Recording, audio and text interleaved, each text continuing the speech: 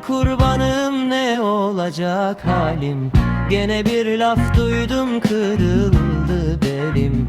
Gelenden gidenden haber sorarım. Zahidem bu hafta oluyor gelin. Zahidem kurbanım, ne olacak halim? Gene bir laf duydum, kırıldı belim. Gelenden gidenden haber sorarım. Zahidem bu hafta oluyor gelin.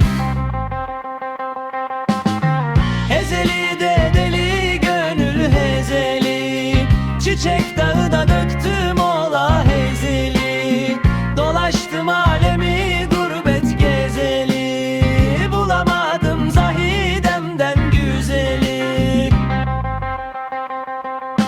Gurbet ellerinde esirim esir. Zahidem kurbanım hep bende mi kusur?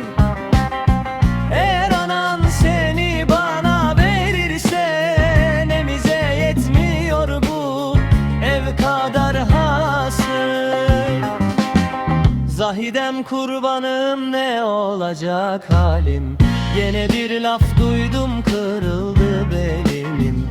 Gelenden gidenden haber sorarım. Zahidem bu hafta oluyor gelin. Zahidem kurbanım, ne olacak halim? Gene bir laf duydum, kırıldı belimim. Gelenden gidenden haber sorarım. Zahidem bu hafta oluyor gelin.